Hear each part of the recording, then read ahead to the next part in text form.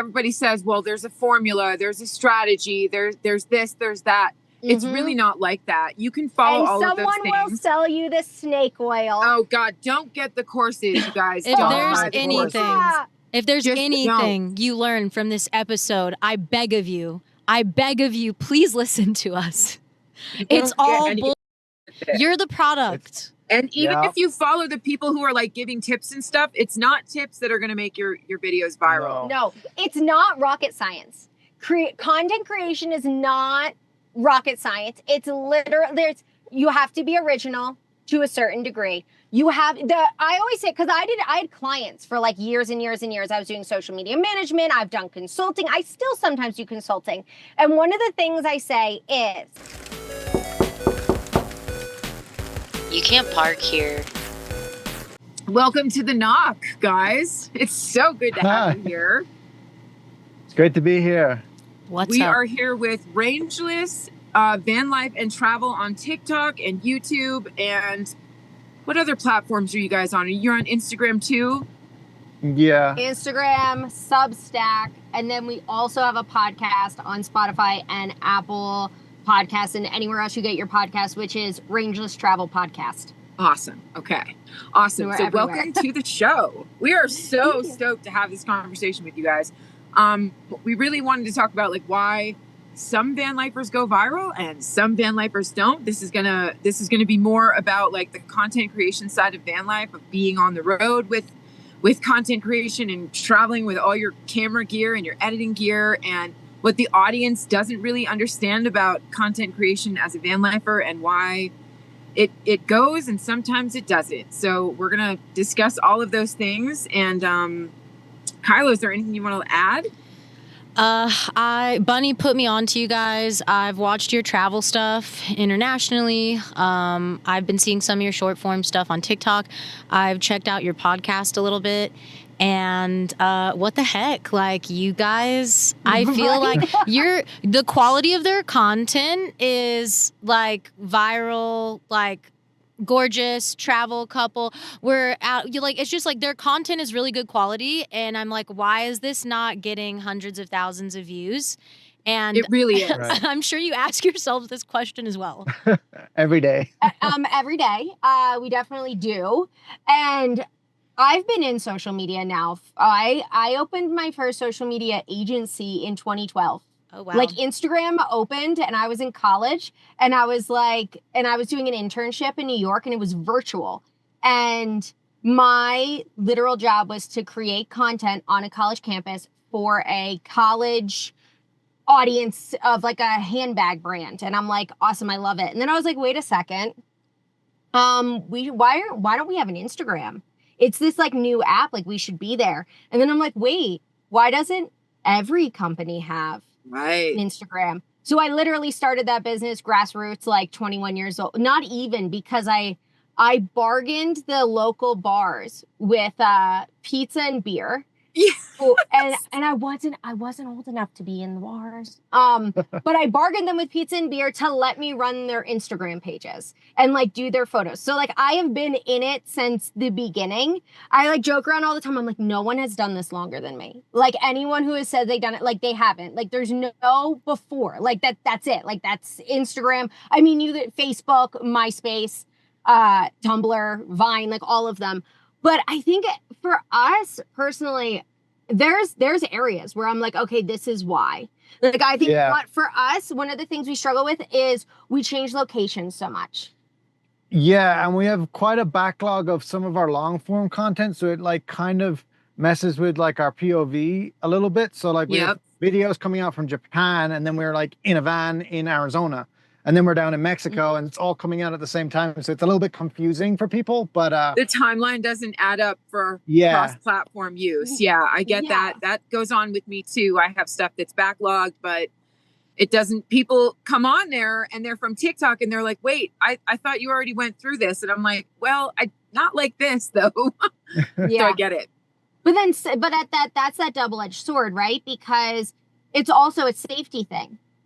You don't want someone to be able to view you across all platforms and be able to track you and follow you exactly where you are. So it's the double-edged sword where it's like, okay, my target audience needs to be able to have this clear POV and be able to follow this timeline and follow this storyline. And then on the flip side, especially as women, we're like, I don't know who's viewing this. Yeah. And we might be in 200 jail one day, and then the next day something pops off and we're like, wait, we got 4 million views on this. Like, it doesn't even matter incredible. if you only have 100 followers. If that weirdo comes along, it only takes one weirdo to make you feel unsafe. I was in Prescott Valley the other week, and this dude was circling my van, and my dog set me off to it. He was like, "Arr," and Sparrow's the sweetest guy. He does bark, but like only when he knows something's off.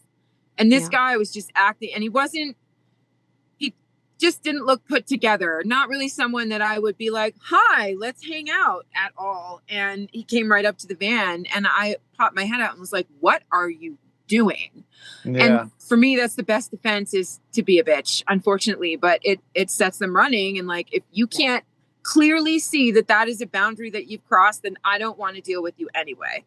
So yeah, that's another content creator thing that happens. Doesn't matter how many followers you have. No. And as an audience viewer, you want the POV. Like, I love to watch people and then binge all their content and like watch their whole story unfold. Like, I love that. I know the importance of that as a viewer. I know the importance of creating it as a creator, but then the safety aspect of it is like, actually, we don't want them to know never let them know our next move.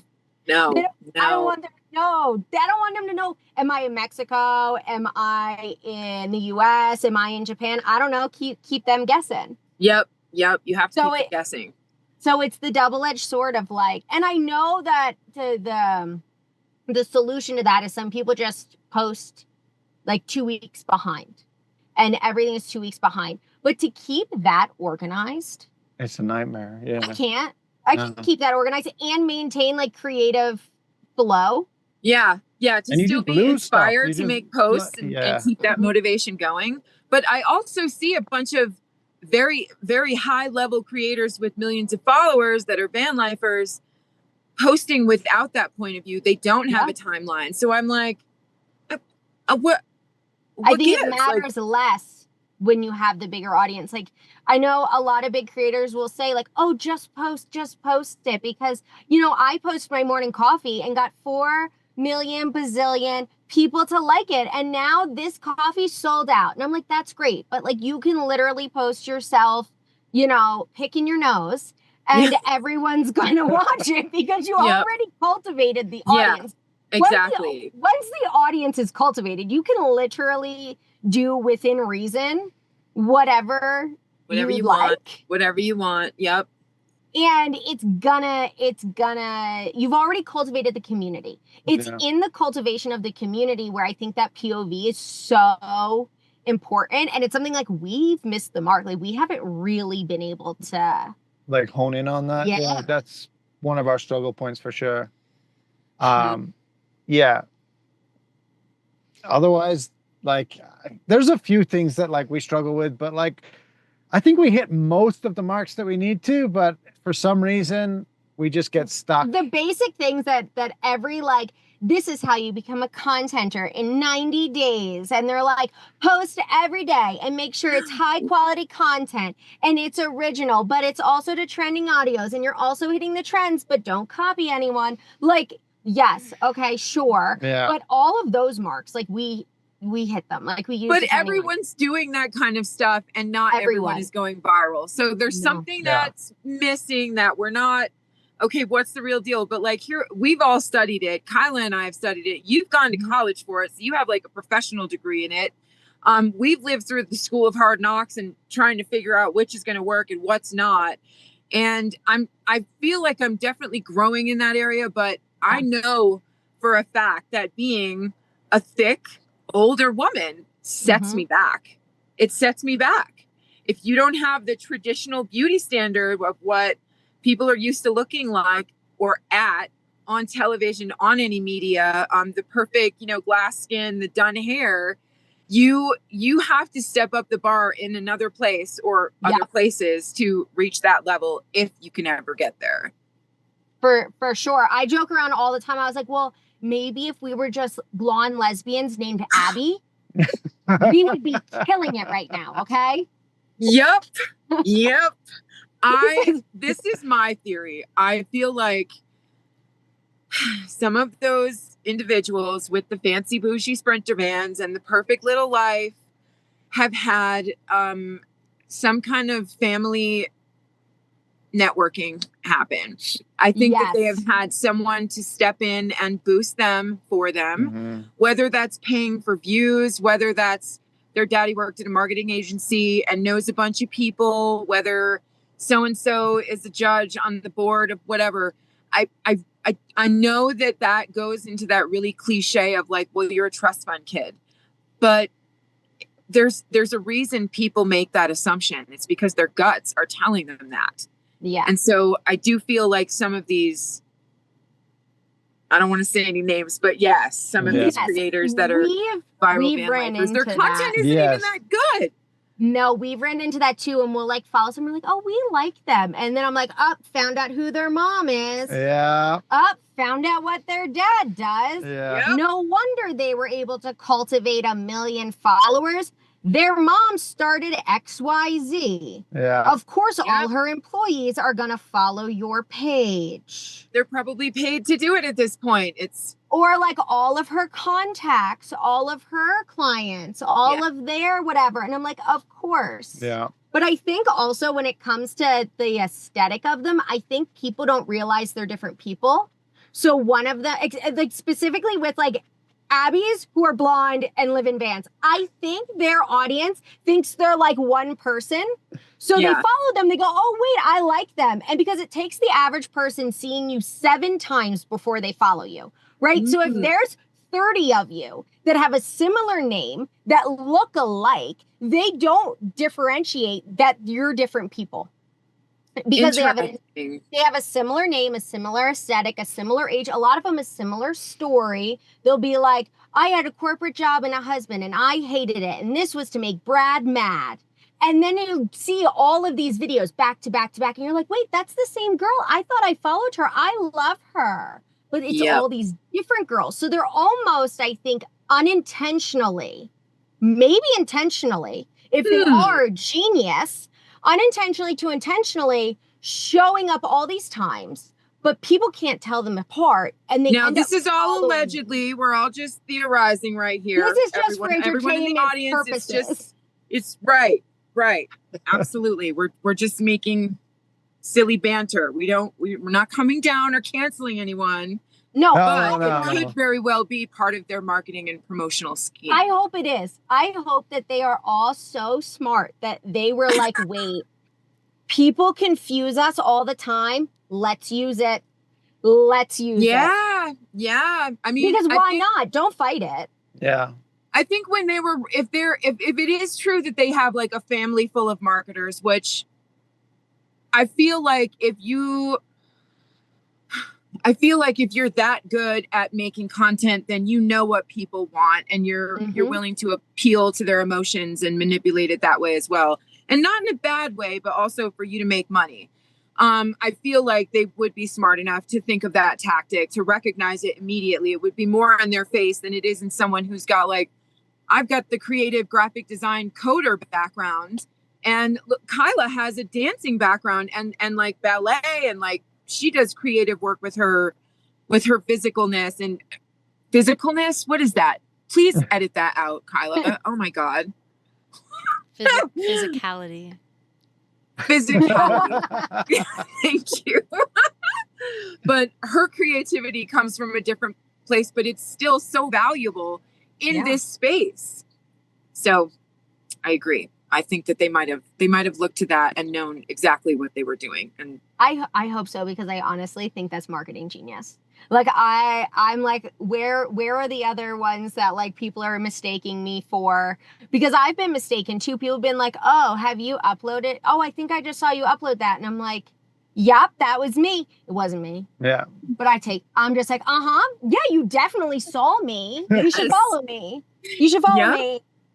You definitely saw me. Like, oh yeah, I saw your video on here. I'm like, I've never been there, but like, okay. But yeah, that's us. Kyla, why don't let's have you chime in about what your challenges are, because Kyla had a huge, almost $100,000 account on TikTok, and the haters got her taken down. That's every creator's nightmare. I started out doing social media like actively as a content creator when we became unhoused after the lockdown, and my husband was like, you should just document all of this. And I did ballet and musical theater, and like public speaking wasn't an issue for me. Really, speaking my mind has never been an issue for me. So I started documenting all of this, and it really came from more of like an expose journalistic vlog style standpoint. So like it wasn't fun. Like we were in like a crappy Honda Pilot, and like our stuff was in the storage unit. And so I think that really resonated with a lot of people. And at that time, the economy wasn't tanking as bad as it is now. So I was the canary in the coal mine. So you still had a lot of people that were like, just stop being lazy. And like, then I ended up on the Dr. Phil show, whatever. And like, that didn't really help with views or anything. And then I was live streaming a lot more back then on TikTok. I was really focused on TikTok, and thank God I had like the wherewithal to like branch out and start to focus on other platforms and invest long-term in YouTube, because YouTube is definitely a long haul, whereas TikTok, you can grow really fast and then you can make money on live streams or views, whatever. Not so much anymore, but I realized now, looking back at this point in my life, it was way too diving into parasocial. Like, yes, it's great to give people a storyline. Yes, it's great to connect with people, but it was so heavily like parasocial, so heavily like connected, really, really tight to followers, which is great, but it became unhealthy. At one point, I had a legitimate stalker who traveled multiple state lines in their van and was following us around St. Pete. And when we were moving, they thought they were going to come with us, and we had to throw them off our track. And then they found us again. And like, I'm talking, it's like saying that I'm their girlfriend, like just completely like absolutely psychotic, mentally unwell. And I didn't even have like 100,000 followers. But I really screwed up because I started deviating from just van life stuff and started doing like TikTok drama, like basically awareness and exposés on other like van life grifters that are like scamming people on TikTok. And so that type of toxicity and drama basically took me down. So I was calling out a traveler. They're not really a van lifer. They just do like hitchhiking. And her followers and her mods, she basically mass reported me. Like, she was on live stream telling people to mass report me. And I got enough strikes with enough amount of time. And I think my account was at like 98,000. But I mean, honestly, at that point, I was already 1 foot out the door with TikTok, and I was more focused on my YouTube.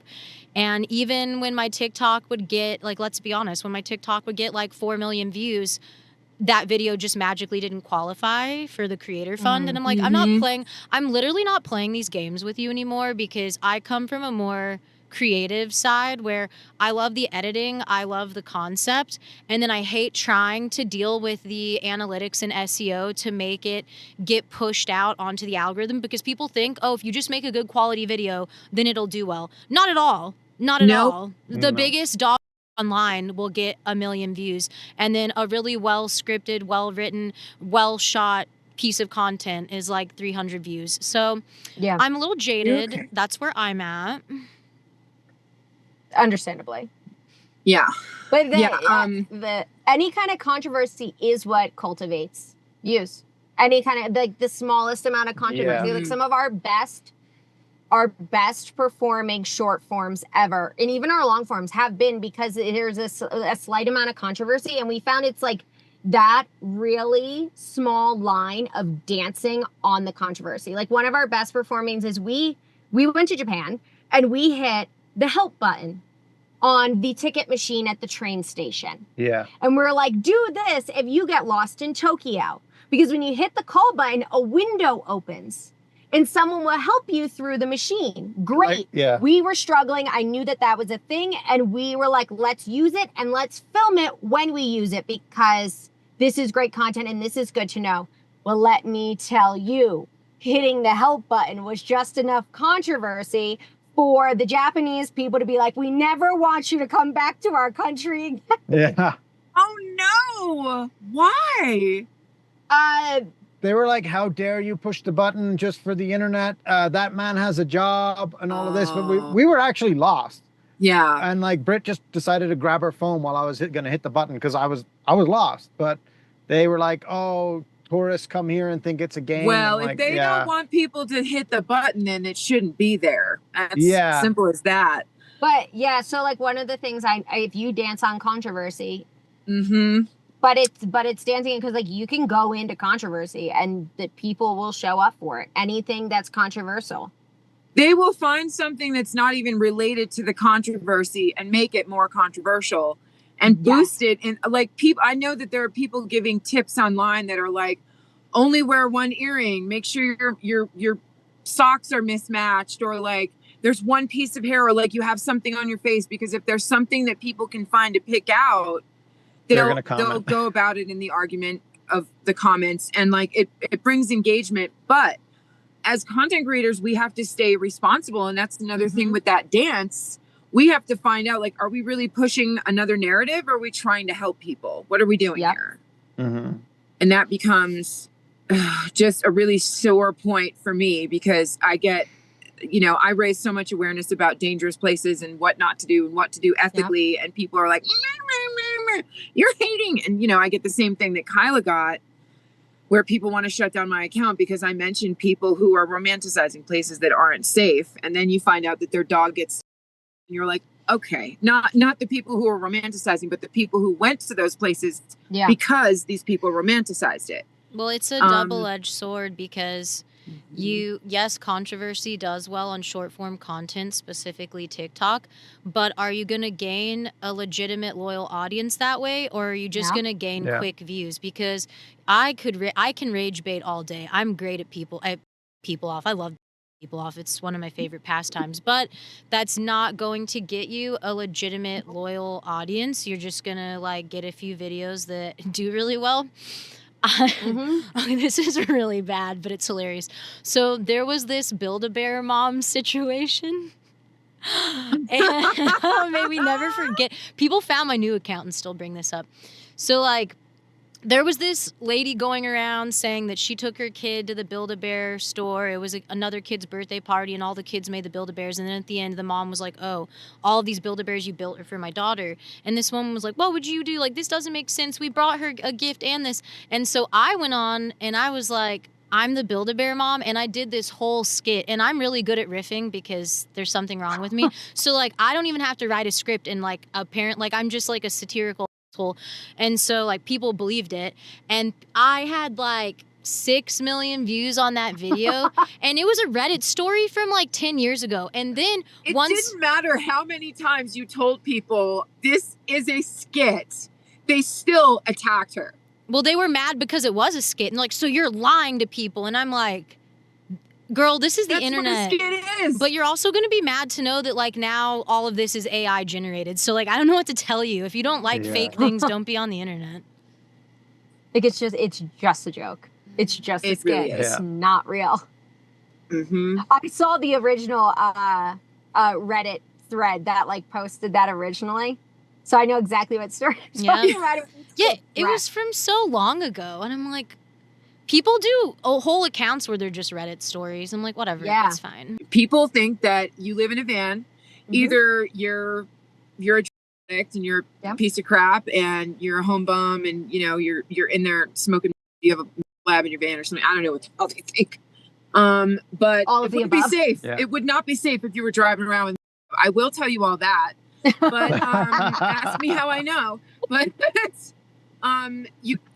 it's either that we're like dangerous and horrible people, or we're rich and we're loaded and we're snobby and we're spoiled and we're rolling in the cash because we're influencers. And I'm here to like clear up that myth right now, because it's not like that. It's not like that. We're working our butts off as much as everyone else is, if not more. I know Kyla and I wake up thinking about content. I wake up in the middle of the night thinking about, okay, how can I make that work? Oh, And we're doing a few things just like you guys are. We're on multiple platforms, monetized. We're doing this podcast. We have other things going on. And it's just a constant thing. There isn't like a 40-hour a week maximum here. It's part of my lifestyle. And because of that, everything I do, even every meal I go to or sit down and every coffee I make, I'm like, should I make this into content? Yeah. It's the same. And we have a hard time enjoying places. Yeah. Because we're like, oh no, we have to film this. And then we're filming short form, long form, be real for our podcast episodes, because we do a lot of travel guides on there. Content for other people. We sell content. We do, we work with tourism boards. So we're like, oh my God, are we gonna back pitch this tourism board because we went here? Oh my gosh. So, and then it's like choosing like, okay, what are we gonna film for? How are we gonna film it? Does this fit into our brand? Because like, and now us as individuals, it's hard to separate us as individuals and the brand we put online, because like it's just all so intertwined. It's all one. You can't just take a beautiful sunset shot when you're a content creator. It has to be horizontal. It has to be landscape, portrait. It has to be, you have to do it in slow-mo. You got to do it with the van in the background, without the van in the background. Should I put a person in there for perspective? Can my dog be in there? And God forbid he's off leash. What products do I need to tag? What products should I showcase? Yes. Well, sorry. Sorry. I was going to say like my dog has a tracker on him, right? So it's a branded tracker. You can see it. I'm like, oh no, we have to put a bandana coverage tracker, because if I put this up there, then the tracker's on there. And then if I want to pitch a company that's not the tracker brand, now his tracker's in there. So like, it's a lot to think about.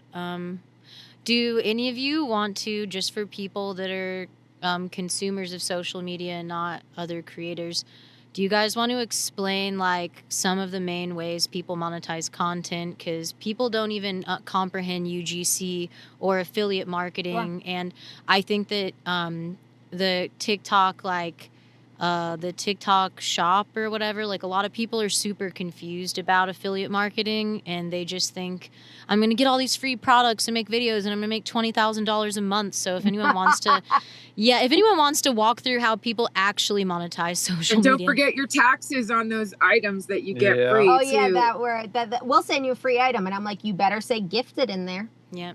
Yep. Because you can't tax the gift, and I will come back with that. I'm like, it's a gift. You can't tax that. So don't you dare try to write that off on your taxes.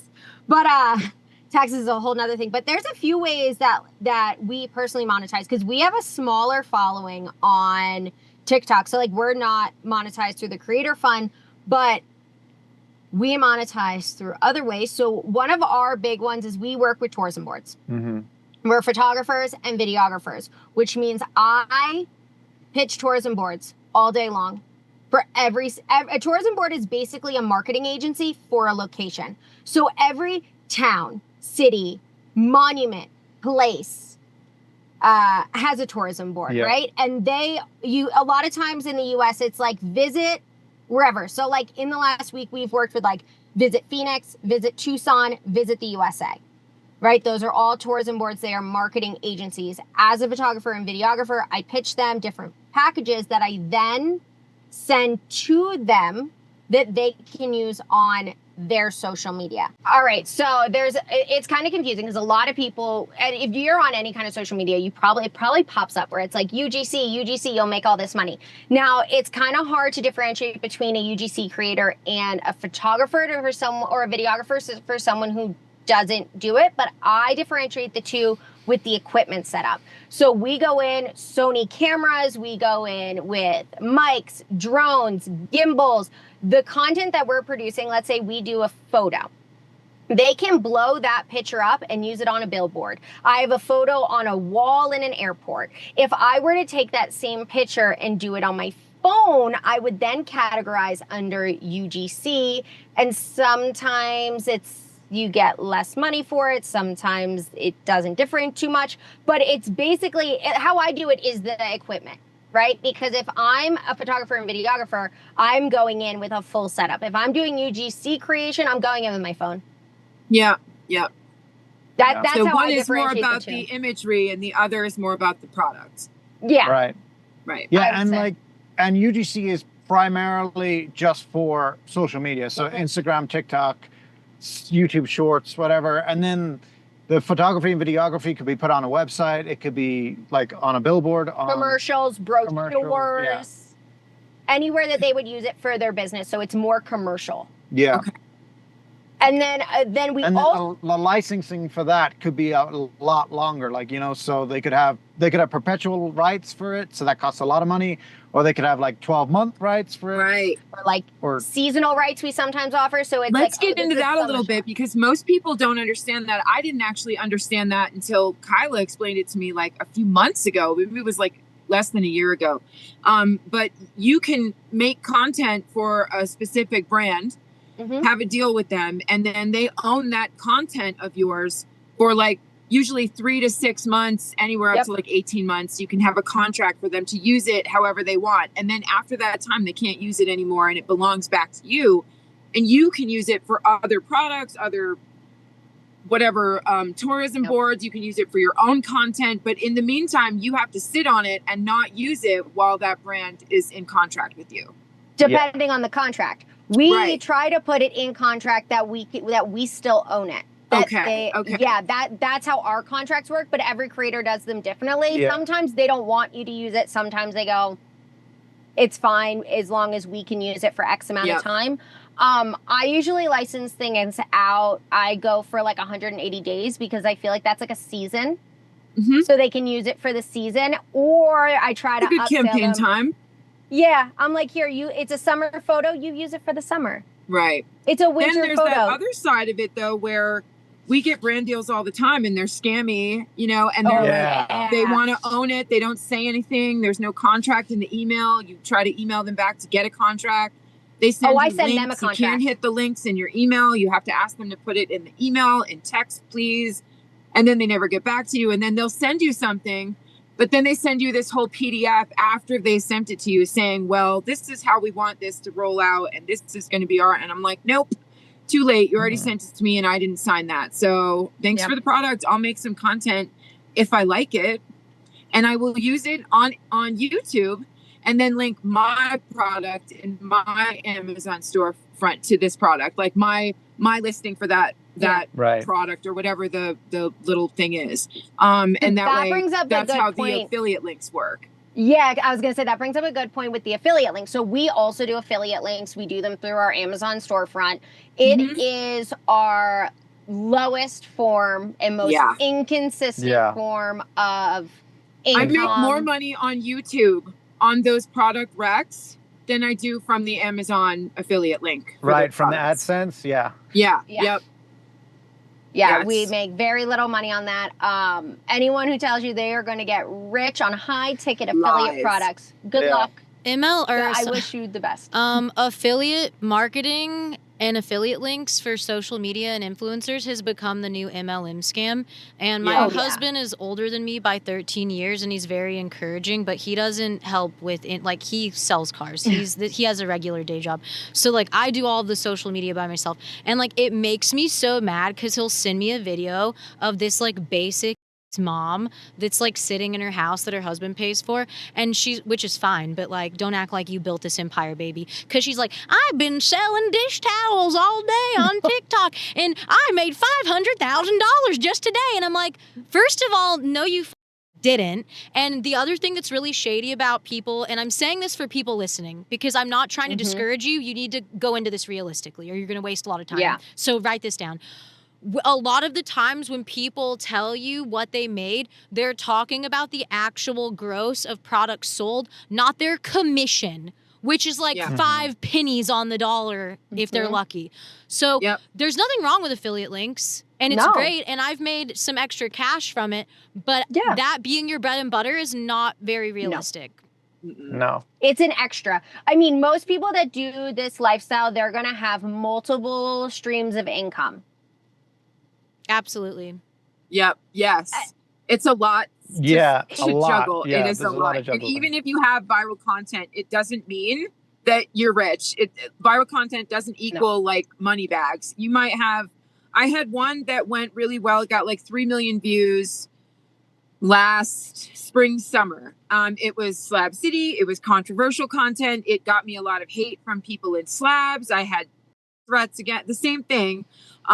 People hated me for it, but also people loved me for it. The right people were like, thank you for speaking out on this. I got a lot of other stories from it too, because people were in the comments saying, oh my God, this happened to me too.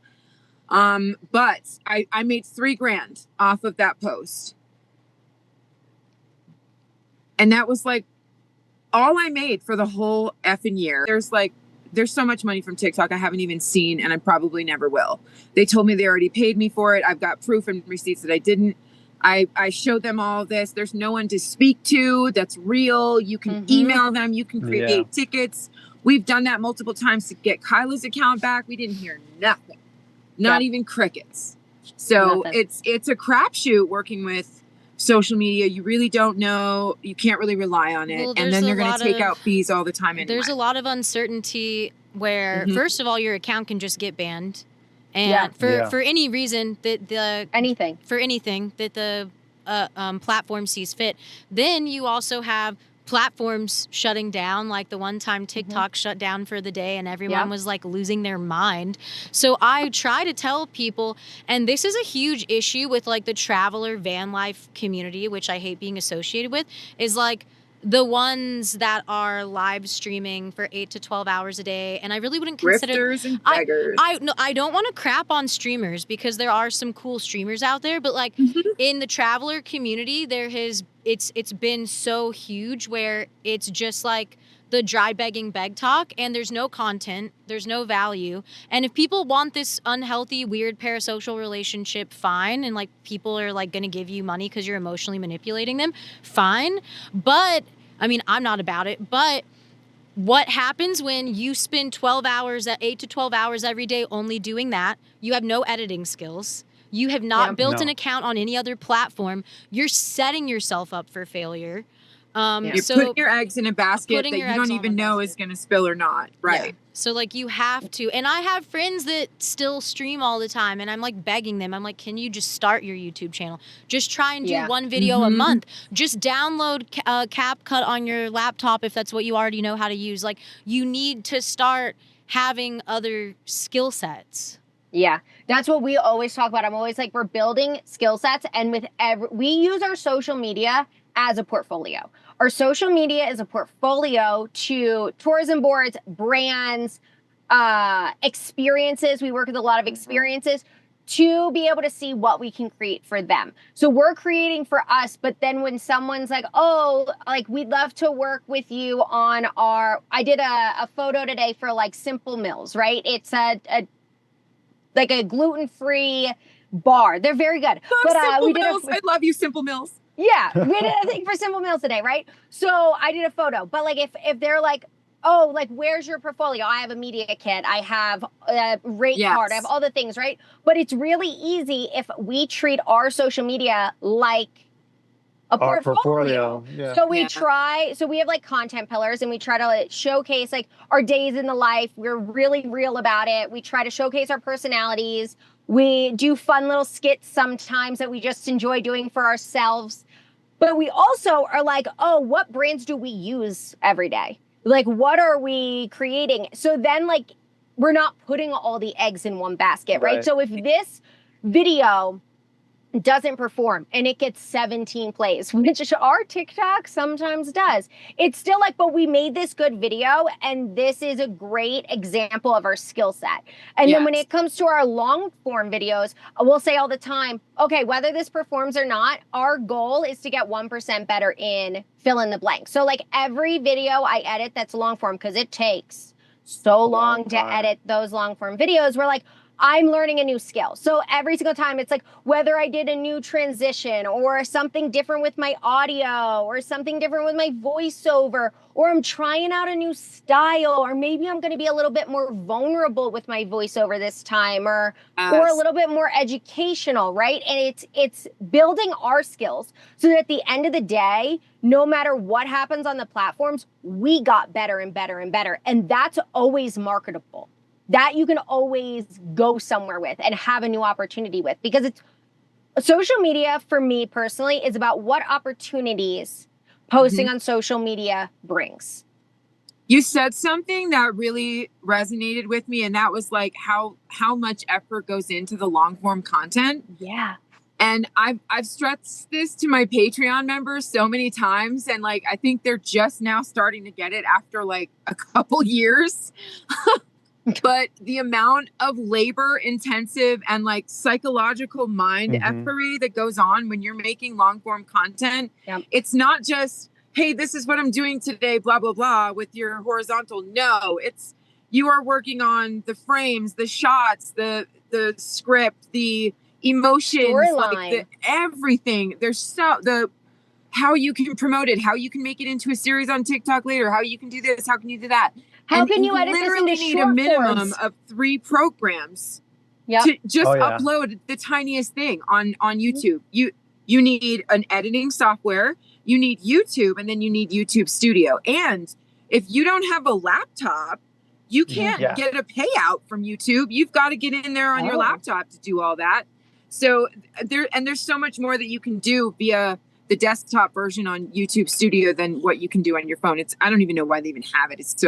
I wish they would just streamline it. YouTube, if you're listening, can you please make your program streamline? Oh my God.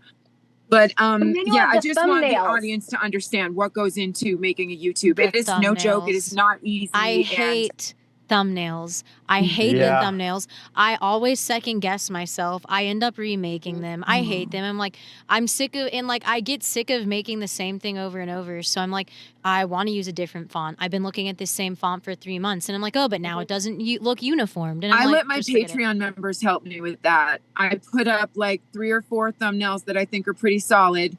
Sometimes they have different text, and sometimes there's a different background, and then sometimes it'll be a background, and then the next one will be the same background with like me in front of it with, a face expression. But they actually help me a lot. And I love including them in the process because they let me know what they're thinking and what their emotions are giving them when they see my thumbnail. So that'll, I think you've done that before too, but like I always throw it up for them, give them a few options, and then let them vote.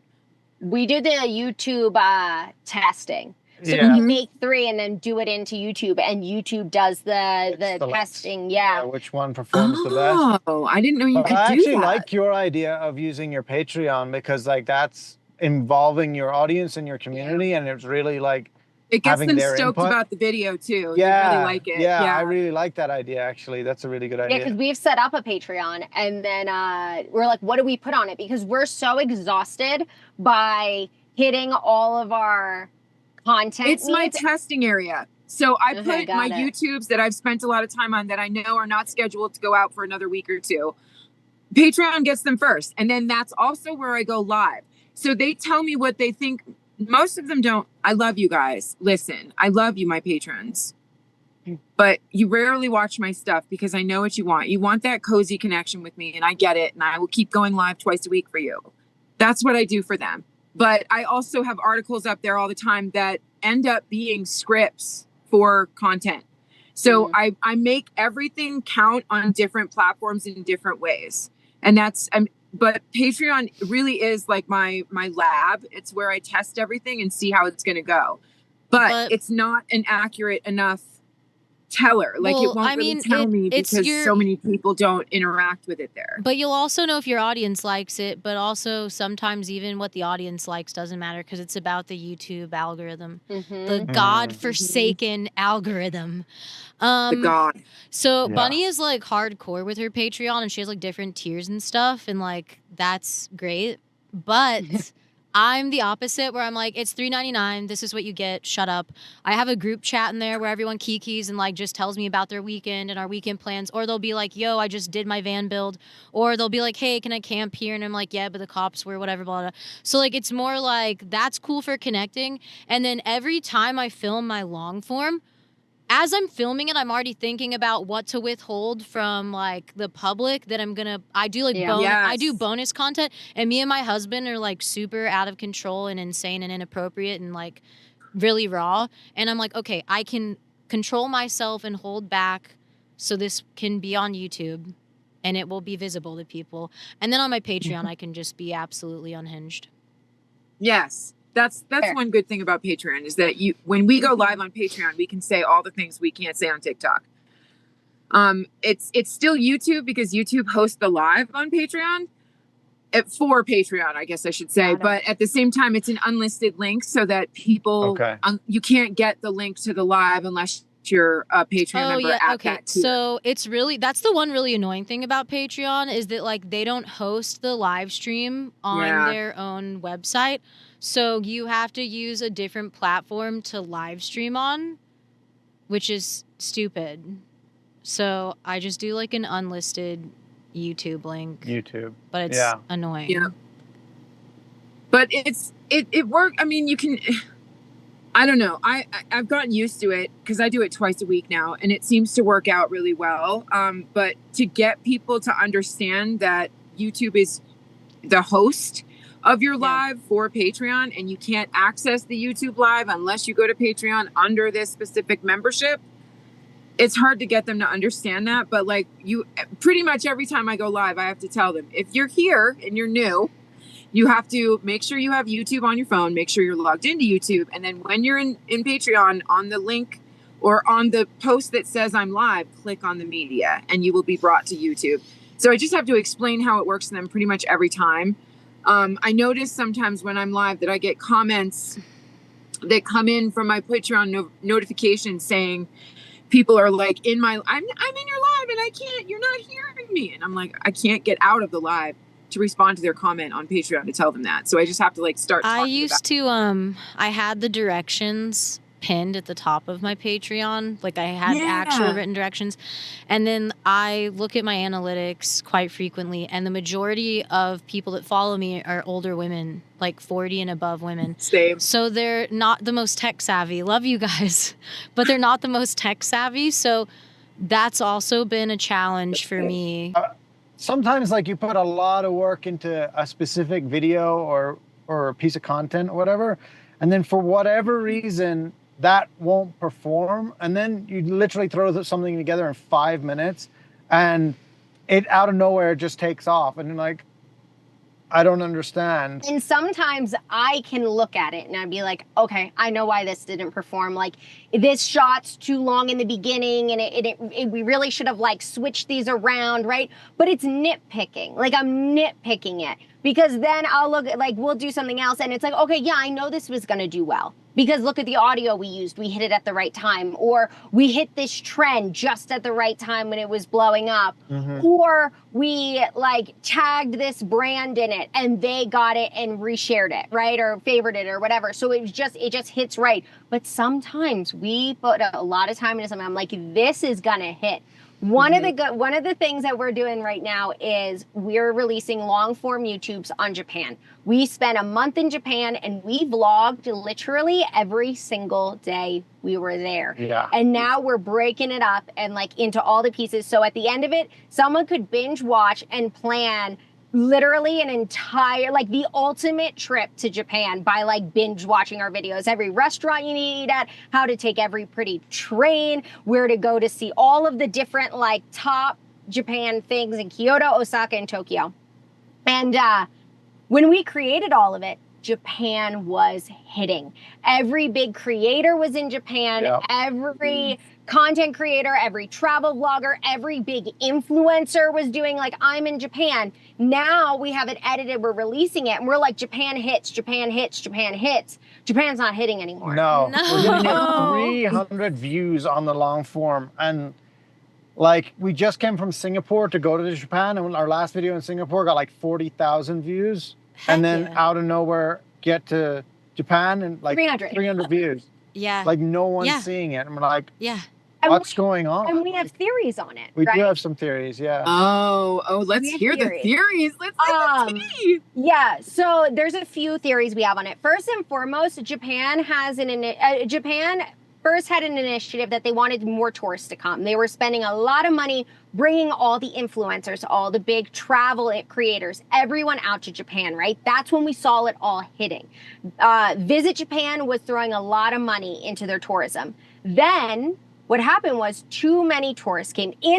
This is my theory, right? The too many tourists came and it was making the people that live there uncomfortable because they couldn't do their day-to-day things because there's too many tourists, there's too many people. There's too many people on the public transit. There's too many people at their favorite restaurants. The people who are just trying to work at the restaurants are like, no one, you guys come here, you can't speak any Japanese and you're not being gracious and you're not conforming to our social norms. Right. And Japan is a very respectful place. So when you go there, you need to make sure that you know enough about the culture to respect the culture and act accordingly.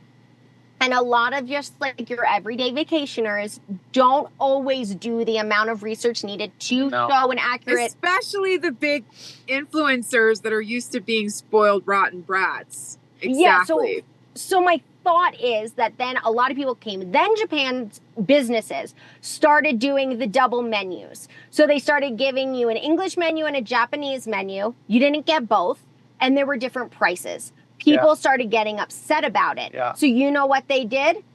No English service, no service to tourists.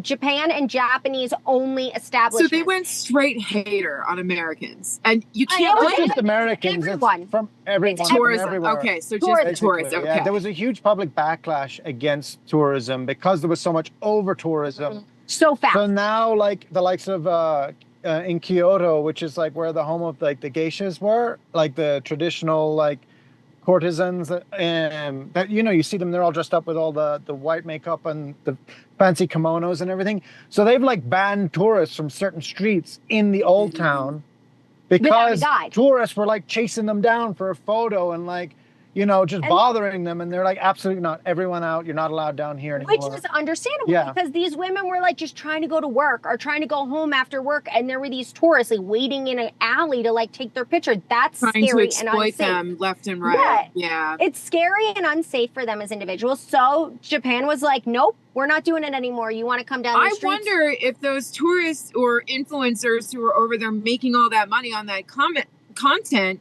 if they had offered some kind of like not reprimand, but like some kind of like reimbursement for their time. Like, hey, if they had approached it differently and maybe offered them some kind of payment in return, if it would have been accepted differently.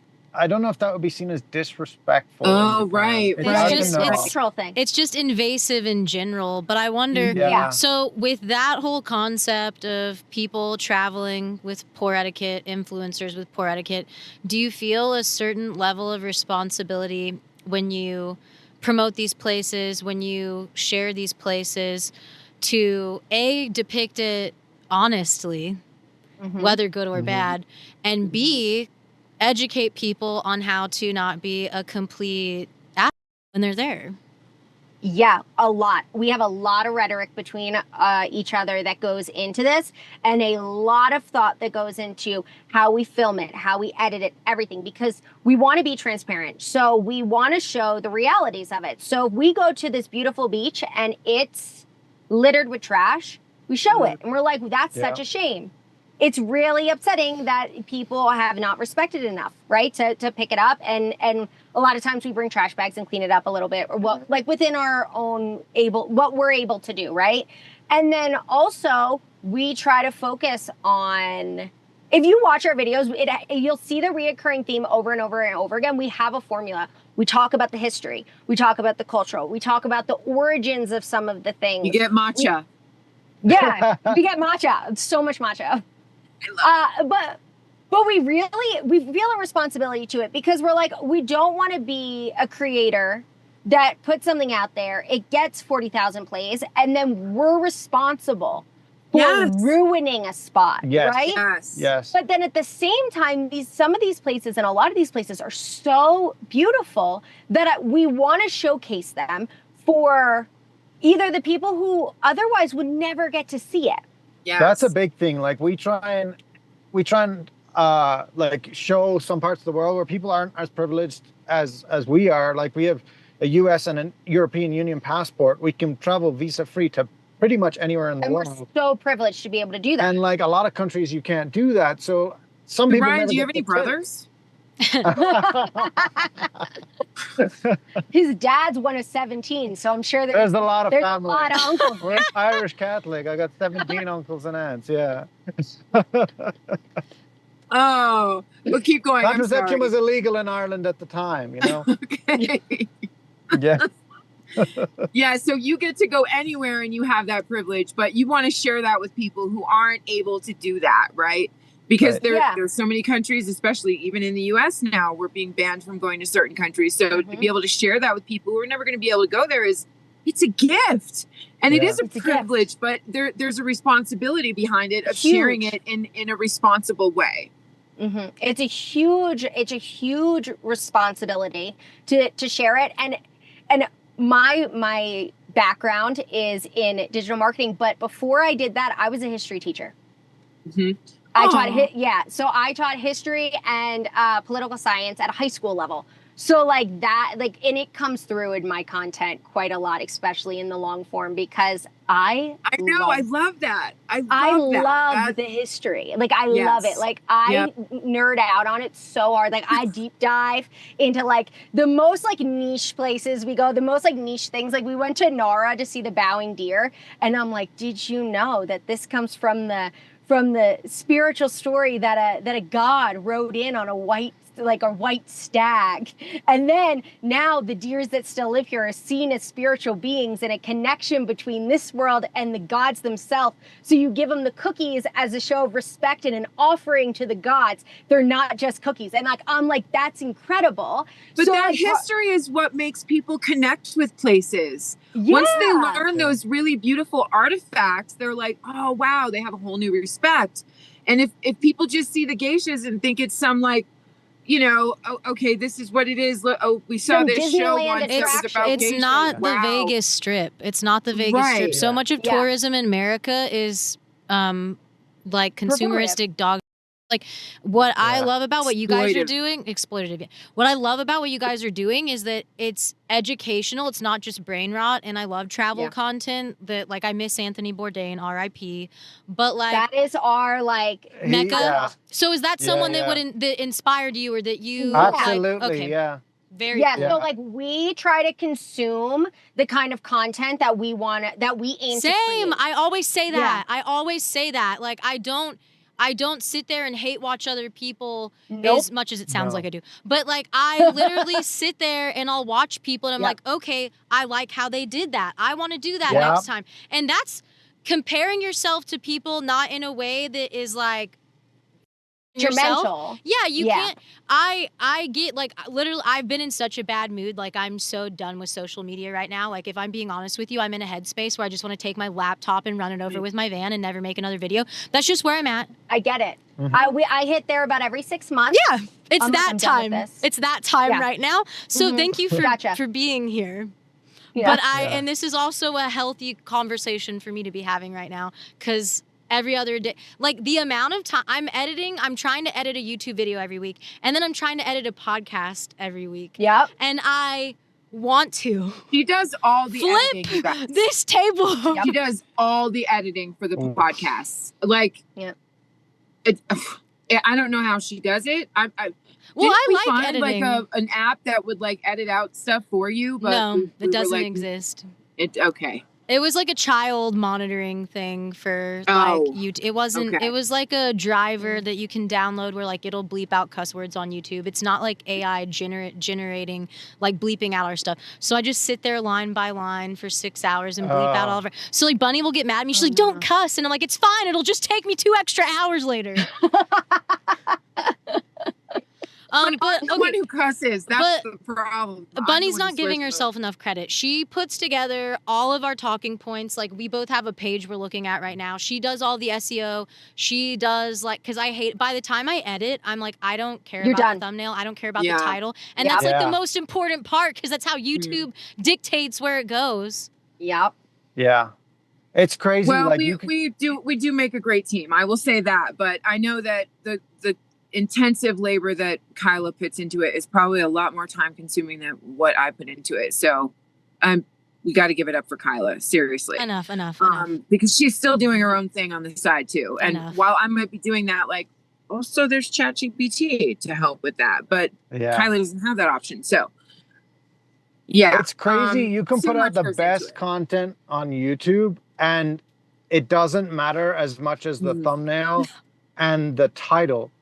And the click-through rate. Oh my God. If you don't, and if YouTube's not showing people, then you can't get that click-through rate up. So you have to put something that says drama or, oh my God, fear-mongering, or you won't believe what happened, just to get people to click on it, even if it's like barely related to the actual topic. We just released one in Singapore because we were flying from Singapore to Japan, but we had a layover in Vietnam. Vietnam, very strict visa regulations. Really? Now, very strict visa regulations. Now, we just had a layover. But we had checked our backpacks because they were over the weight load to carry them onto the plane.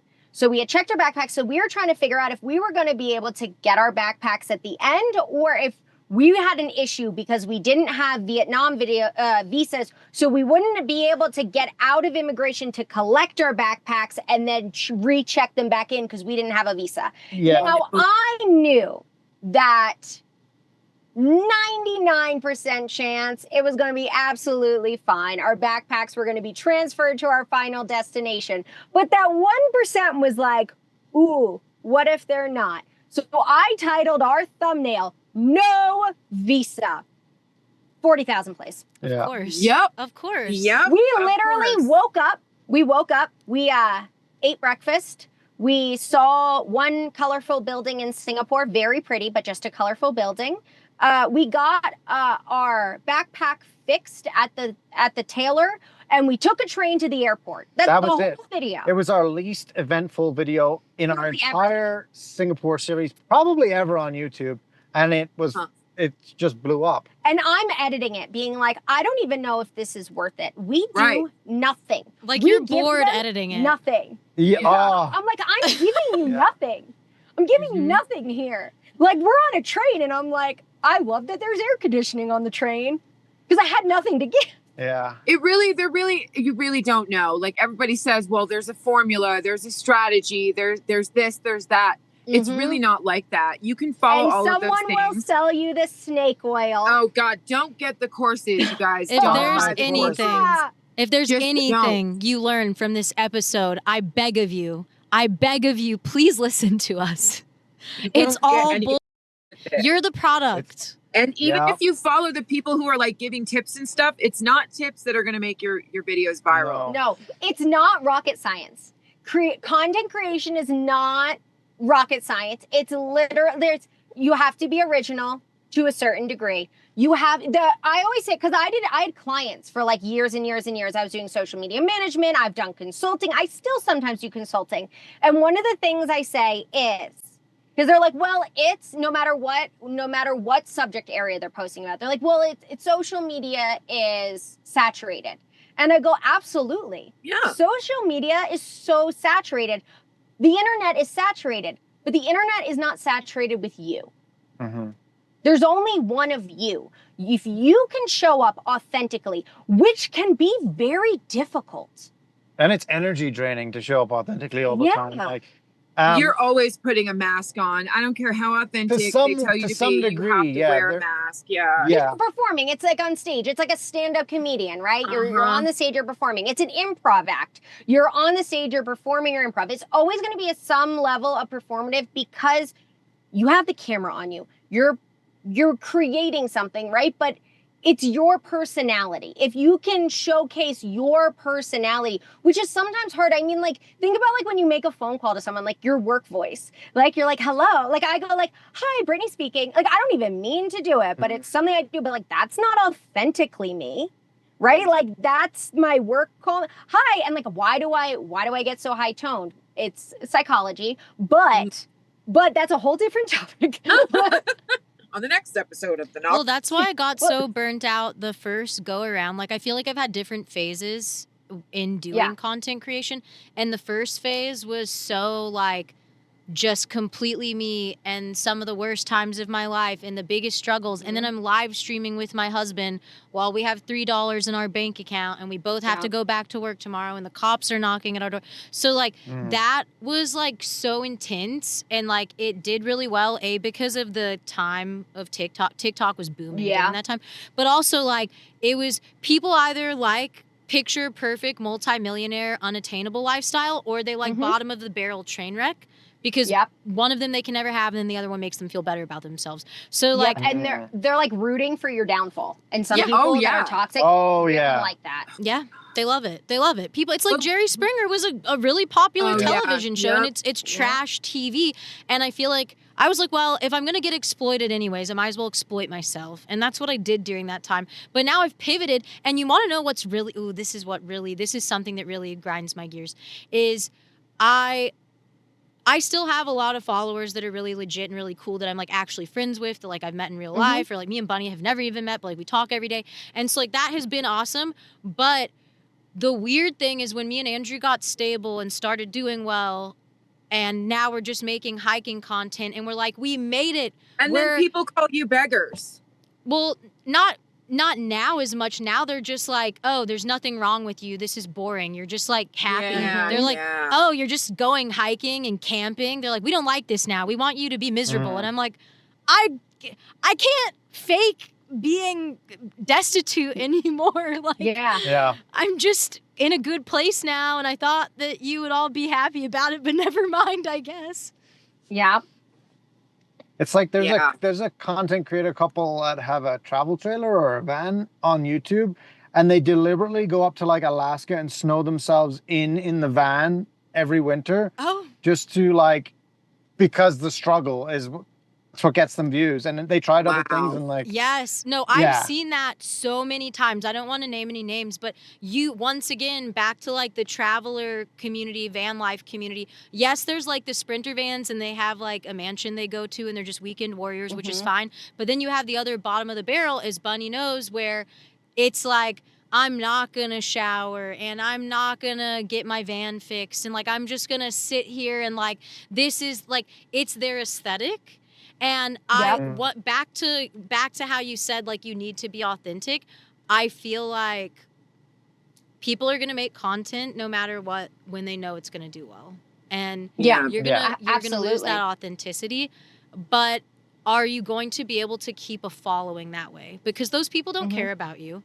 Those people are there to watch the train wreck. So enjoy your views now. But my long-term goal, which everybody else can share, my long-term goal is to build a legitimate following. And not that I'll ever be like the outdoor boys, but like that type of consistent, like people tune in every week. And like I want people to watch my content that actually enjoy it. I don't want people to hate watch me anymore. Yeah. No, that was never anything that we've ever gone by. We say like we're creating a travel show.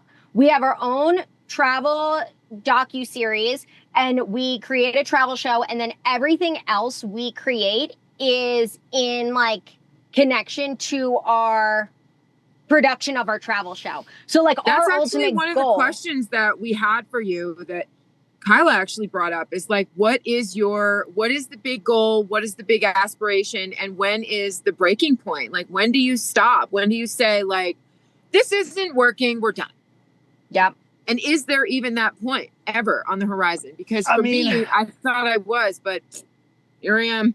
I've said it 100 times. We've hit that point a few times where we're like, I don't think we can keep doing this. You know, this is just not working out. And then we're like, come on, let's just try for another little bit. And then something happens and it'll like, you get a break, you get a deal with someone, you like something comes through. But like, there's been definitely times where we're like contemplating just giving up, you know?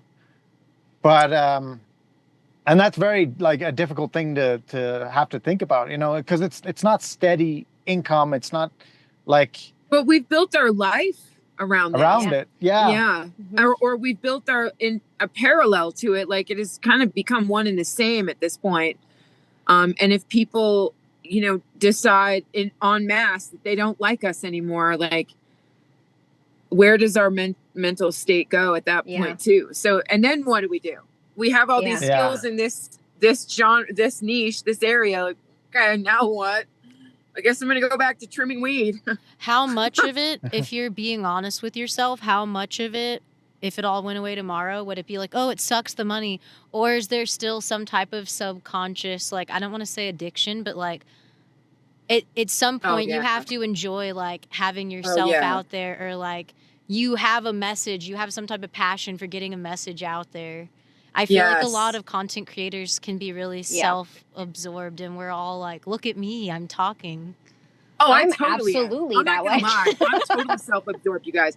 I watch my content more than anyone else does. Delusional. See, Yeah, same. I'm delusional. I'm like, this is good. We scroll our own page and we're like, that is good. That's what I think. I'm look funny. At this. Look what I made. It's so good. What do you I show my husband. You are funny. You're all funny. Thank you. It's just the right people have not found us yet. Okay. Thank you. Because I'll show my husband. I'm like, look at what I've made, and he's like, you really think you're hilarious? He's like, he thinks it's funny that I'm laughing at myself, and I'm like, well, someone has to.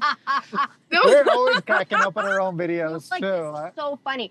Or we'll be like, wait, this would be so funny. Okay, so I have an idea for a sketch. All right? We got to film it. This is the concept.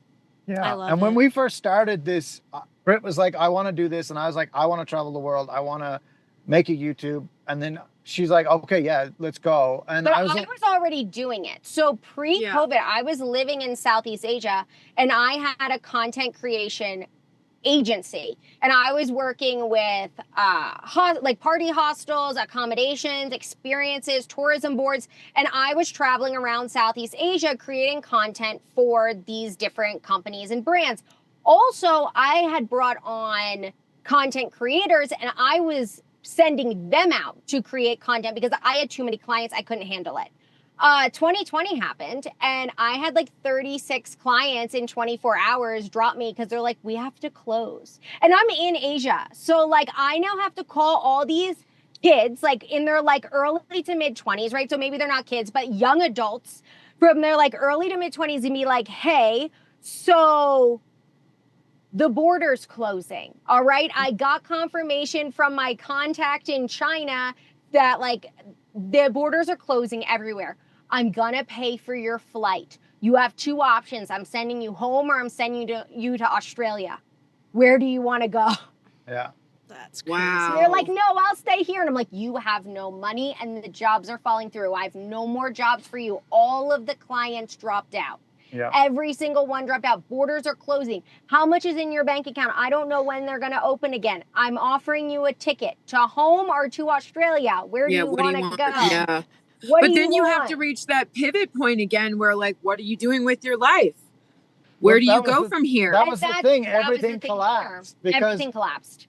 She focused so much on creating for others businesses that so many of their pages. Like from nothing, like I started a lot of their pages. I started their TikToks, and like they didn't have a TikTok. They're like, do we need that? I'm like, you're a party hostel and all your clientele is 18 to 24. What do you mean? You have to have a TikTok. Right. And then I'm there at their parties with my phone out, like filming and like editing in the corner, like, you know? And I'm like, yeah, I just grew you to 200,000 followers. Like, you're welcome. Yet I was going and doing all these cool things. I was experiencing it all, but I was handing over all this incredible content to these businesses and brands. Don't get me wrong. I was making fantastic money. It was so worth it. I was sitting there being like, I figured it out. This is the digital nomad thing. This is the business I've always dreamed of building. I'm creating content and able to travel the world and make money doing it. Not only that, but I'm getting to give these opportunities to other people to travel the world and make content and doing it. This is my dream. I'm getting to live my dream, and I'm helping others live their dream. Like, this is my peak. This is, I've done it. I've succeeded and I'm here. And then all of a sudden, just like, boom. And then I stopped all of it. And it's not their fault. I've kept good relationships with a lot of these people, but like the world changes. The world was, and nobody knew what was happening. Like, we had no idea what was happening or what was going to happen. But the problem was, is I looked around and then I said, I've now worked for years to create all these platforms for all these companies, all these brands, all these accommodations, all these countries, like literal countries. And I'm like, I have nothing to show for it. Yeah. I have nothing. I never posted on mine because by the end of the day, I posted on everyone else's account. I edited for everyone else. I shot for everyone else. I didn't have any bandwidth left to build myself out. So afterwards, like, and I came back to the US, tail tucked between my legs, and I'm like, what do I do now? And then I was stuck in this like fight or flight of like, I've lost everything and I have to rebuild. How am I going to rebuild this? Like and then part of it's like well, I don't want to fail again. Like I had already achieved everything I wanted to achieve. Like I'm never going to be able to hit that level of success again. And it's like building up my own self-confidence that are like, that failure had nothing to do with you. Nothing was in your hands. You didn't fail. A global pandemic happened, not your fault. And if you built it once, you can build it again. Absolutely. It gave you all of those skills. That whole time, it wasn't lost time and it wasn't wasted time. You acquired all of the skills and tools to be able to do it for yourself now. I mean, exactly. I was performing, like I was doing music festivals. I do aerial and fire eating and burlesque. And like I was doing huge events or like private events because I was in, I lived in Orlando. I lived in St. Pete. So like it was a huge triangle between St. Pete, Tampa, Orlando, Miami. And obviously all the events closed down. So like I was doing more like actual live performing. And then I used to do before I went fully I used to like be bleach blonde and I was like a Heineken girl, Corona girl, was like the Heineken girl at the soccer game. So like I did marketing and I did that job. Yeah, and like I did I did the promoter job. Yeah, I did like all of the alcohol promoting at like the clubs and go-go dancing. I was whatever. And so like I always had that performance / marketing vibe, and then after COVID, I was like, cool, I literally have no work. But that's around the time that I was on social media way more than I'd ever been because there was nothing else to do.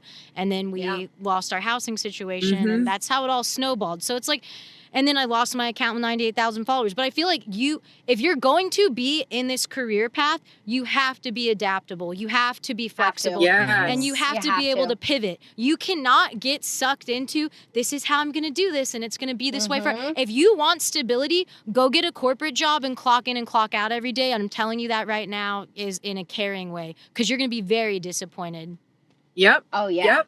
And that works for some people. That absolutely works. That constant pattern and only go to the grocery store and go to work and then go to the gym and then come home. Well, you know what your paycheck's If you're comfortable doing that, that's for you. But for people like us who are a little bit more creative and we have a passion for travel that and are unwell, I just can't. Yeah, and we can't stay in one place because we have ADHD or whatever our autistic problems are. I don't know.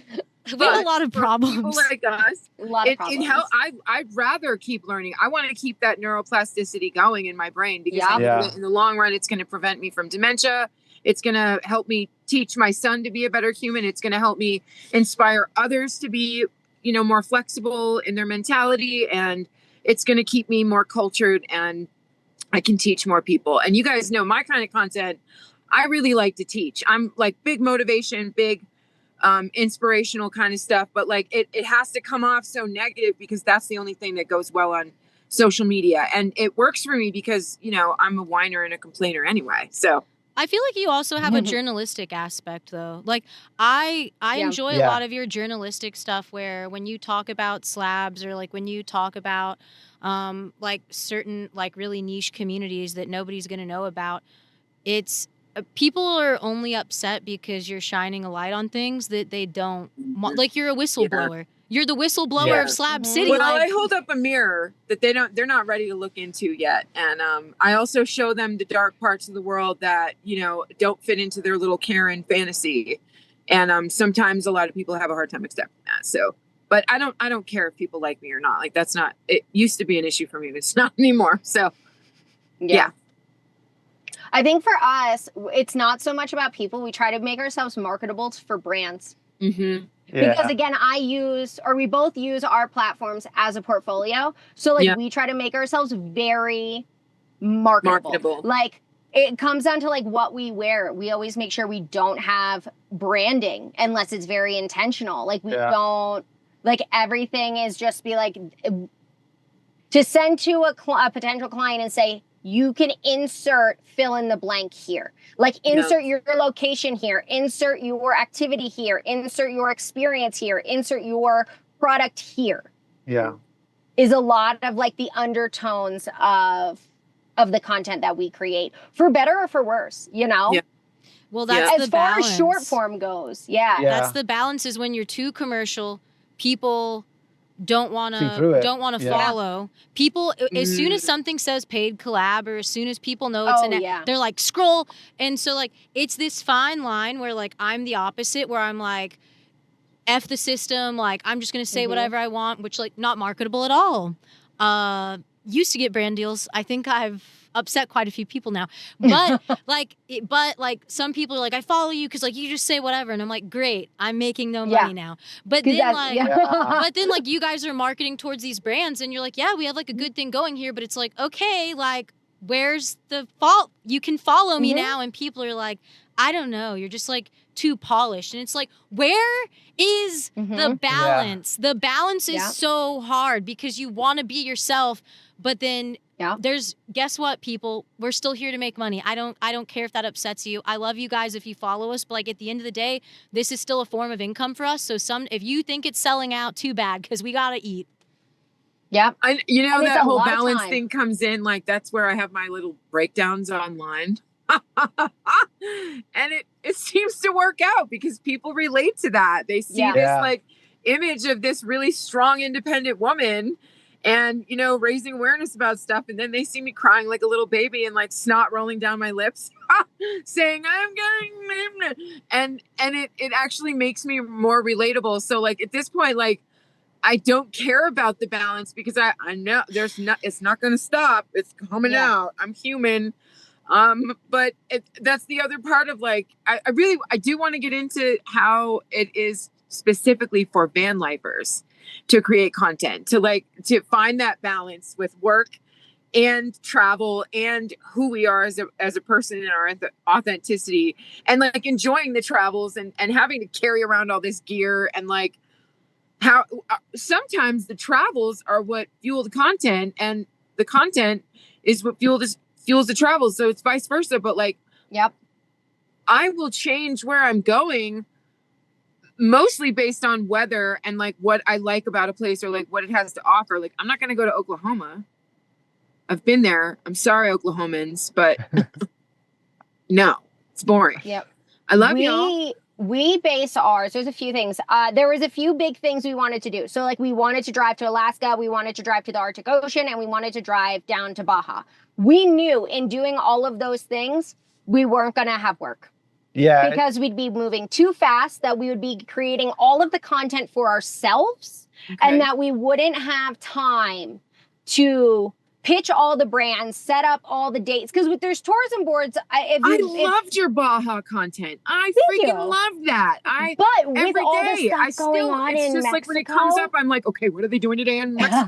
But the problem is we couldn't pitch Mexico, right? Because with all of the stuff going on in Mexico, Mexico's also deporting Americans back to the U.S. So we didn't have a work visa. Yeah, so we were there on a holiday. We were on a holiday visa, and he's a green card holder, so we can't get him deported from a country. So we knew that that's just creating for us. We're creating for us. We're doing our things. Portfolio work. Yeah. Now, we also sometimes travel based on the gigs that we get. So we'll choose a region. Like we chose that this summer, we're going to be in California, Oregon, Washington. We're doing it. So what did I do? I went and pitched every tourism board along the coast of everywhere I want to go. And because they want dates, right? So at around what dates will be there. So we've had lots of calls set up, lots of things going on to make all these dates. But then when we get there, we have to create a YouTube video for them, a podcast episode with them, 5 to 8 story slides, 5 short form videos that are going to be cross-posted to Instagram, TikTok, Facebook. We have a Substack to write for them. We have all of this work. And then it's like we have a turnaround day of like 14 days, 21 days to get this. And meanwhile, all out. you've got to get oil changes, and your windshield might get a crack in it. And you're going to get a flat tire over here. And like, what if the transmission needs to be serviced? Like, there's so much more to deal with than just the travel portion, but also like the realistics of it. Yeah, but also we have to do that, because if we don't do that, we don't make any money. So it's like, well, we have to do this so that we can afford to keep going. Yep. But also now so I think it's like it like does itself. Like when we were like, oh, buddy, we can be in Arizona, like that works. So like I had some people in San Diego that we're going to be working with. And I was like, hey, do you think I can switch the dates around? And they were like, sure. And I was like, all right, we're going to go help Bunny in Arizona. Let's go pitch some of those Arizona companies that you guys didn't know they're going to be my people to pick me up for my breast surgery. So let's please everybody a round of applause for Rangeless, because if it wasn't for them, I wouldn't be able to get these teeth pulled. So. But also, like, it's just helping each other. Vanlife is about community. It is about community. Vanlife is about location freedom. And if we don't use that to help our community, what are we doing? What are we doing? What are we doing? And everything is 10 times harder when you're in a van. You don't have a permanent address. You don't have, like, any form of transportation other than your van that you live in. And like, it's a nightmare. Even like making brand deals and things like that, trying to schedule where you're going to be to pick up the package, product, to accept it, to do the work, and where you can send it. And they're like, oh, we're going to send it in 3 months. I'm like, I have no idea where I'm going to be in 3 months. Right. So sometimes that changes where we're going. Yeah, but like we knew that we were going to come to Arizona to come see you and help you out. So I was like, okay, we've worked with some people in Arizona before. Let's reach out to these people and see if they need any work done. So I sent out some emails, sent out some things. And like all of a sudden I'm like, oh, we need to be in Tucson, Phoenix. Nice. We got things to do, places to be. And then it's like, so sometimes where we're working dictates where we're going to be. And sometimes where we're going to be dictates where we're working. So it really just kind of depends. And then sometimes it dictates if we can work at all. Like for other people. And sometimes we plan for all the best things. I had this trip for 2 weeks where we did this Salt River recreation area outside of Phoenix. Me and Sparrow did we had a wonderful time. But the whole reason I went, I planned it out. I had a whole strategy for all this content. And I think one of them, the whole time I was trying to see the Salt River horses. There's wild horses there. So I built it up, and I finally saw the horses at the end. It was this magical, beautiful moment. Sparrow saw it was amazing. Oh my God, you guys gotta watch the video. But it's sitting there at like 300 views. And I'm like, it was such a good video. Like it was so well written. Like the whole story, it was not storyline, but like it was really well done. And it was really a neat adventure. And it showcased the place. It gave history of the Native American people nearby, of that whole area. It really was. I thought it was really good, but it flopped. So like you can do all the planning in the world and it's still not going to mean you're getting the money bags at the end. Well, so for me, van life content creation is really weird because I'm not fully nomadic. I live in one singular location. So I'm limited I'm not traveling to like all these very different cool places all the time. But the place that I'm located, like I'm in the Blue Ridge Mountains, like in the Appalachians. So gorgeous. I've really pivoted to a lot of hiking, a lot of outdoors, a lot of camping. And I enjoy that type of content. Like I love where I live. I enjoy that type of content, but the algorithm or people don't seem to enjoy it. My videos that do the best are product videos. And one of my most viewed videos that still continues to make me money until this day is a product review of a $50 action camera that I made like 2 years ago. I saw that one. And I'm just like, I don't enjoy making this content, but algorithmically it feels like being a sellout. Well, it's not even so the way that I make the product stuff is I'm like, okay, what do I already own or what am I already gonna buy? And then like if I bought this or if I was thinking about buying it, what would I type in to be like, I just want to see the reviews on this. So like I make stuff more like review based. And I mean, that seems to work. So I have to throw those in there and force myself to do those. But really, I just want to go hiking. And like, I do the same thing where like I give like a hiking guide. So instead of a travel guide, I give the full hiking guide on like, okay, you don't need all trails for this one. I'm going to walk you through it. Like, here's the highlights. Like, this is the historic stuff. And then like Hurricane Helene rolled through here. I documented all of that. That didn't do well at all. But I think a lot of that content was super suppressed. After I started, you're right. When I started making Hurricane Helene content and I was giving daily updates, my Instagram tanked. I've like given up on my Instagram. Like it was growing and I was like consistently getting like thousands of views on my reels. And now my Instagram is like dead zone. And I'm telling you, it was after I started posting about that.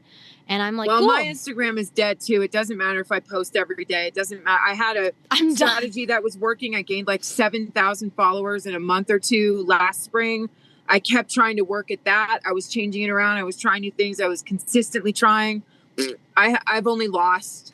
And every time that I start posting more consistently again, I lose more. I never gain. So I think it's a scam. It's a scam. Insta scam. Instagram, someone explained it to me once and it was really good. It was TikTok's the process. Instagram is the finished product. Yeah, absolutely. Okay. Instagram, they just want the highlight. There's a creator couple that sells a course. I'm not going to drop names, but they are a creator couple that sells a course and they have a very specific aesthetic, okay, to how they create, what their the visuals they use over and over and over again. I'm convinced they only have about 25 clips and they just cycle through them. And they say they recycle clips, which is fine. It's something, if it works, it works, right? But they claim that they make like 7 figures a year, which they do selling their course. And they grow by the thousands and thousands and thousands, partially because they're saying, follow us if you want to learn how to grow, which will always create a following, but of what? That's, whatever. But they make a very specific aesthetic. That aesthetic works on Instagram. Yep. Yeah. I don't want it to work on Instagram, but I will make content that is in the same aesthetic that they have created, and it works. Yep. And it's it has to be the pretty views, the panning, panoramic. Yeah, it's just aesthetic. It's literally B-roll. Yep. Yeah, that's too. High quality B-roll, shorter with a trending audio, and then and text on screen. Text on screen. Yeah. And it can be the same text that a million other people use, only switched around just for your little niche. It can be the same, literally the same. Only you take the shot, but the same shot. It's ridiculous. Nothing is really original on Instagram, and I know because when I was growing, I was shark. I was biting off of everyone else's stuff. Yep. Yeah. It's and just, it was working. The same thing. They want no personality. They just want. Yeah, like not even a voiceover. Not even a voiceover. It's so boring. And I think Instagram does that because it's fucking overloaded. Excuse my language. With other creators, and we know that we have to interact with similar creators and say things in the comments that trigger the algorithm. We have to heart the things that we want our algorithm to be aligned with. So like it's all a bunch of creators just doing the same mimicking stuff with each other. Yeah. And no real engagement. It's all nothing. They're all engaging with each other. It's an MLM scam. Once again, it starts to feel like an MLM scam. And also, not to get too controversial, but once again, it's this podcast and it's us. It's Kyla. I always have to bring Bunny back to zoom out to the bigger picture. Look at who owns Meta. Look at what Meta wants. Look at like what the US wants with the social media. You can do everything right, and the algorithm might change because of, I don't know, just random civil unrest that's currently happening that we're not supposed to talk about. So like I notice when really messed up stuff is happening politically in the US, the algorithm is like, we're done here. Like, you need to just be posting brain dead, like, just consumeristic stuff. NPC. NPC stuff. You have to be an NPC, so... Well, we were just in Mexico, so our phones knew where we were located. We were growing faster and then went to Mexico for 6 months and became stagnant on all platforms. Maybe that's why, I think. Let's hope that your stuff boosts now that you're back in this. Oh God, I really. I hope think that there's for you. definitely I don't know the word for it, but there's definitely, someone's trying to suppress travel outside of the US. Probably because they're, well, I don't want to say the word, but it's cold.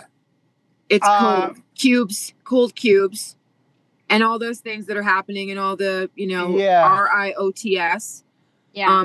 I think I'm not just talking about, and I'm not just talking about specifically Mexico. I'm talking about like other countries in general, where like the standard of living in other countries, where you could potentially leave the US and go somewhere else and have a much higher standard of living. And the US government doesn't really want US people to know that life could be better outside the US, because they think US is the best place in the world. Everywhere else is subpar. Yep.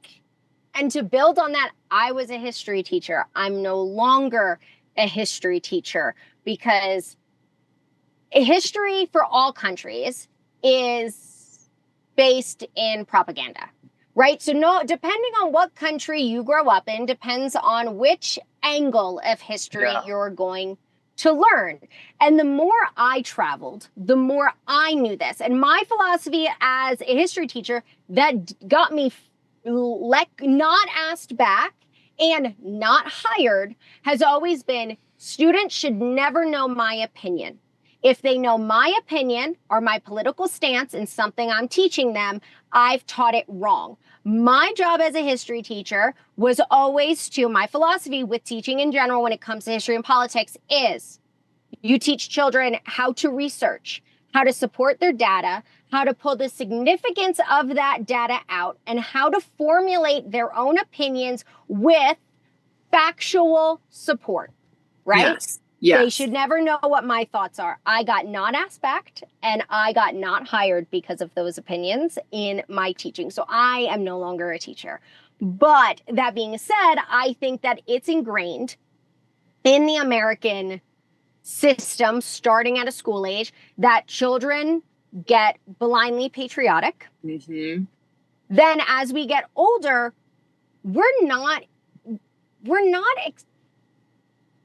traveling is not encouraged. The U.S. is the least traveled. We don't have I don't have a passport. I've been to Canada and Alaska. Like, I haven't gone anywhere. Because I've been broke for most of my life. But like, also the U.S. is so big, and they're like, why would you want to go anywhere else? And also, why would they? This goes back to traveler content, and why I think also a lot of us are suppressed, because we're promoting an alternative lifestyle. We're promoting a lifestyle that isn't capitalistic. If all of us get the heck out of here, who's being taxed infinitely? And because if you're gone enough days of the year, you have to report your taxes, but you don't pay them under $100,000. Or you can just only pay them over $100,000. Or you can just completely give up your citizenship, and then I don't have to pay back my student loans. Don't try me. But also traveling, absolutely. Traveling gives you all kinds of perspectives on life. It opens your mind. Right. And it doesn't keep you in this like blinded pathway that they want you to be in for consumerism, for capitalism, for political reasons. If you don't live in a house, you can't hoard all this stuff. You can still have a storage unit, but you're not going to be there to like keep putting stuff in it if you're traveling. And like, if you're buying expenses, you're still spending money. So I'm not really sure why they don't want that, but they really don't want us getting smarter and thinking for ourselves. And I know that is a huge issue with travel content now. Absolutely. And meeting people from other backgrounds, other societies, other languages, other cultures, other religions. If we're kept in our small, segregated communities, it's easier to divide us and make us more tribalistic. But if, let's say, I've been to some beautiful places. I lived in Indonesia, right? For years. I lived on a little island called Lombok. It is a majority Muslim community. And I'm fully part of the community. I'm a member of one of the little tribes there, right? So someone wants to tell me that, like, people of that faith are this, that, or the other thing. I'm going to be like, what are you talking about? Any radical of any sort is going to be an issue. It's not just someone of a faith. Like, that's not the issue. There's extremism in any ideology. That's not like the brushstroke of the whole community. And they don't want us knowing the truth. But if you've never been anywhere, If you've never been anywhere, it's much easier for someone to say, oh, those people over there, they're bad. And you're like, ooh, you know what? I heard so-and-so say a thing or two, and they probably are bad because they're not like me. You only know what you know. That's the majority. You only know what you know. And if you have the time, money, and space and privilege to travel, guess what? It opens up your brain to new experiences, new thought pathways, new people in your life, new friendships, new connections. And guess what? You're not as easy to do. Just manipulate. This goes back to what you guys were saying earlier about your content, where you're like, we make this for other people that can't afford to, or don't have the background, or don't have the education. Like what all of us are doing is shedding light and giving people tidbits of education and experiences, and that's why social media and content creation is so dangerous to certain people in power. That's why I feel like a lot of content, not to go full Joe Brogan conspiracy theorist on you guys, but like that's why I feel like a lot of this stuff gets suppressed, is because I'm like, hey, I became unhoused, like you can live in your vehicle and you're gonna figure it out. And they're like, don't tell people that. Or you guys are like, hey, like you can travel on a budget and this is what other cultures are like and it's not dangerous, like it's safe, it's beautiful here. And they're like, stop telling people that. Bunny's trying to warn everybody to not go get assaulted in the slabs. They're like, we believe in what we're sharing.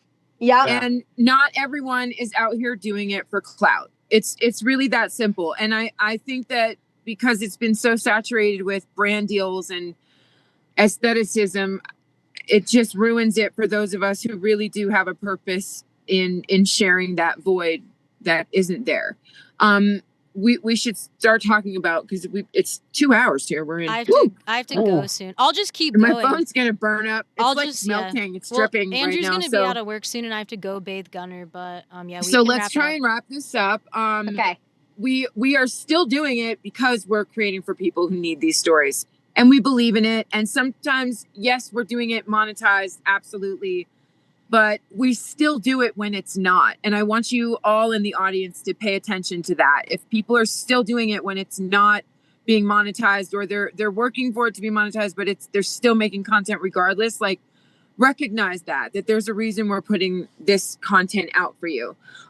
There is an importance of building community over just going viral. And that's why we like to have this podcast and reach out to other van life creators, people who aren't even creators, people who are just in this nomadic lifestyle, or even if they're in a van or in a vehicle living in one place like Kyla is.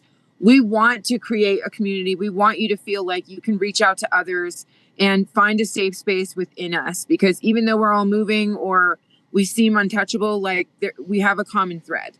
I mean, we want to keep this lifestyle alive. We have to. We don't have a choice at this point. My TikTok series will tell you all about that, not to self-promote. There are, we've already talked about goals and aspirations. I'm just going by the page over here. Let's reiterate where everyone can be found. You guys have a Instagram, you have a TikTok, you have a YouTube, and you have a podcast. Phenomenal work. Why don't you guys list out the name on all of your platforms for us? Yeah, you can find us at Rangeless_ on Instagram, TikTok, and YouTube. You can also find us on Substack at Rangeless, and you can find us on Spotify, Apple Podcasts, and anywhere else you get your podcasts at Rangeless Travel Podcast. Awesome. Thank you so much for being on here. I really appreciate all of the information you've shared. Honestly, you guys gave some of the best information if people are interested in creating content. Like, you just gave people a $1,000 course for free. Like, this is the real deal. Yeah. These guys are the real deal. Yeah. Please go check them out. They have really good quality content. And I just wanted to say that if you're really frustrated with your views and you feel like giving up, what is your purpose? What is your passion? Why do you keep coming back to this? And it can't just be about vanity numbers. The people that I've reached and the people that I've met through doing this has been worth it. So lock your doors. Lock your doors. Stay alert. Stay alert, and always listen for the knock. For the knock. Thanks you guys so much. Bam. I can't wait to meet you in person.